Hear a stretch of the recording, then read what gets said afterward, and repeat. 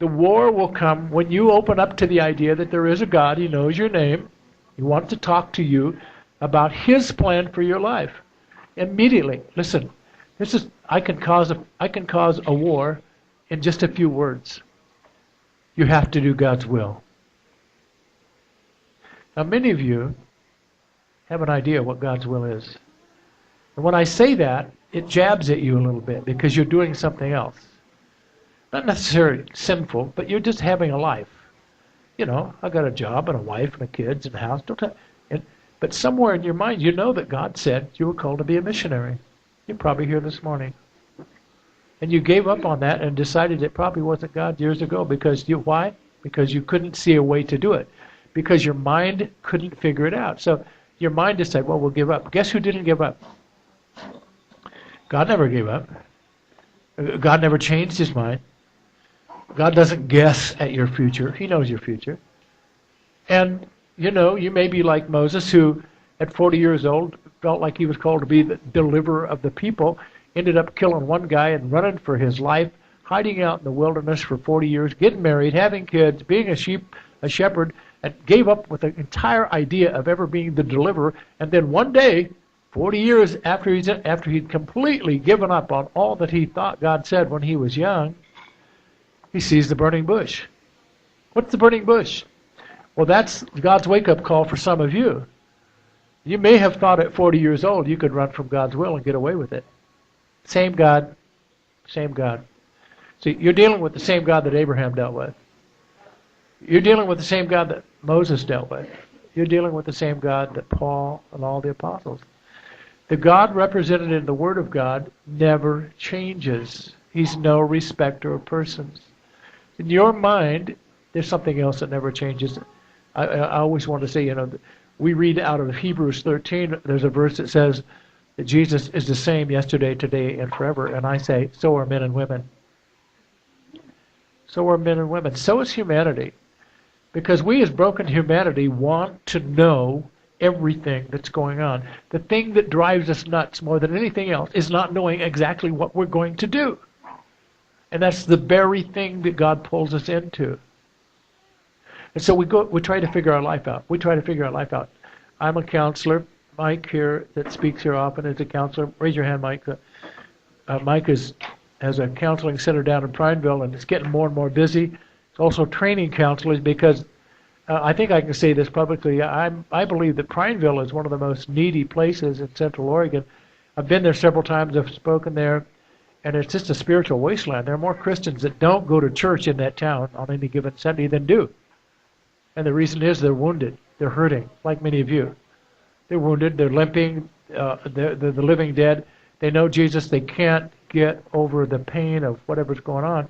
And so what I think, what's happening down there, I think God's raising up a lot of counselors. We don't need another pastor down there. We need about 10 or 20 counselors working every day for a couple of years, and then maybe we can get the people healthy enough to walk in the kingdom. Seriously. I'm not, this is not an attack or a joke. I'm just saying, look at the situation. It's kind of like if you were to go to China today, where they just lost 150,000 people, at least, they don't know how many more, because of this earthquake. And you can't just go down there with a few doctors and fix what's going on.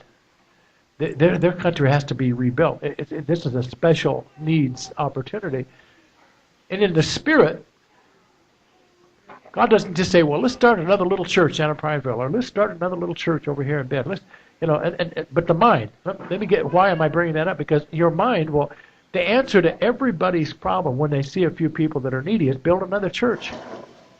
Someone told me that they went to a church today. They told me the name of the church. I won't mention that. But it is a church that started a few years ago out of a larger church here in Bend. They were going along, and there was a group of people in the larger church that said, you know, we can do it better than these people are doing it, and we like the way this guy preaches, and we're going to start our own church. So they go over here and start a church.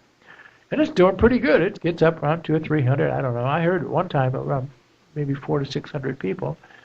And then the guy that started that church, he ran into some problems, you know, kind of like me. Had a big, fat moral failure right in front of the whole world.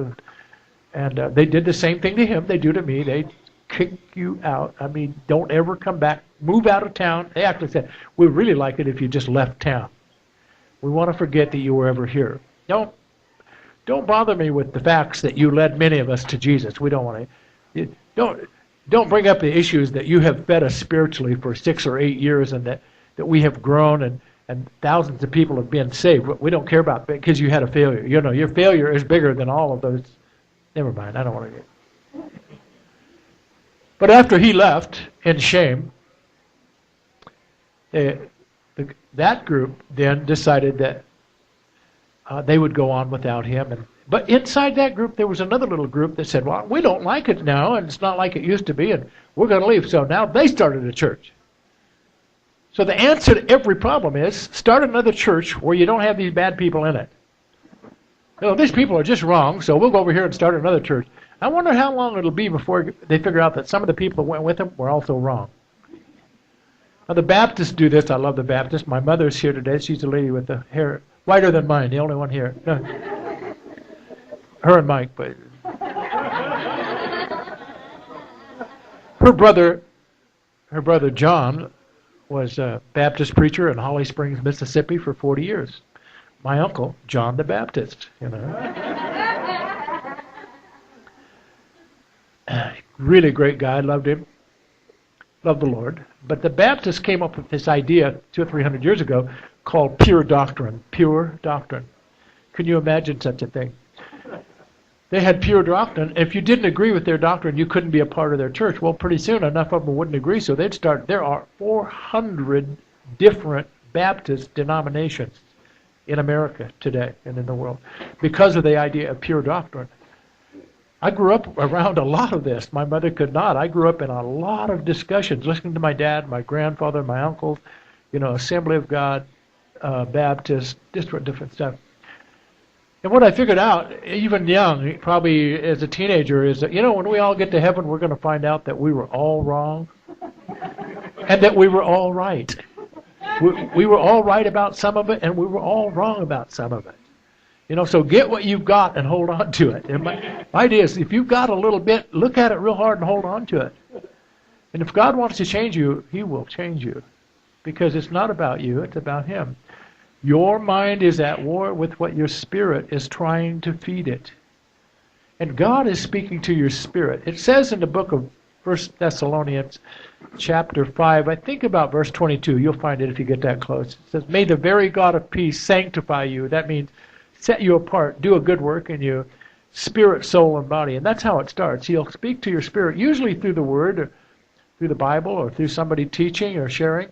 And you'll hear something new, and your spirit will catch it, and your mind will struggle with it, but the more you allow your spirit to rule, you will overcome the flesh. In the last 2 weeks, I talked about the flesh and what it manifests, when the flesh is in control. Now, when I tell you this, I kind of realize that I'm setting you up for failure, because some of you think that you can either choose to walk in the flesh or choose to walk in the spirit, and there is some truth in that. But this is not so much of do this, don't do that talking.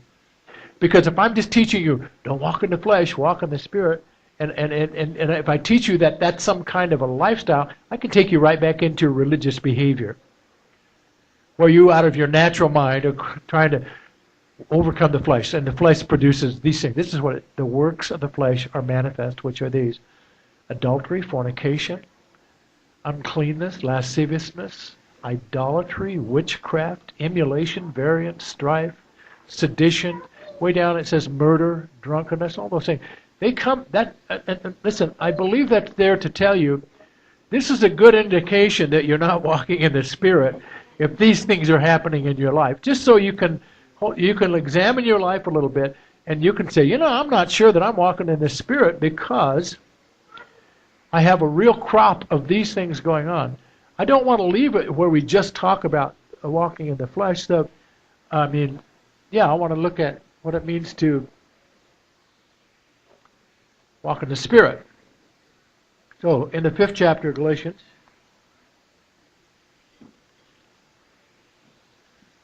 verse 22.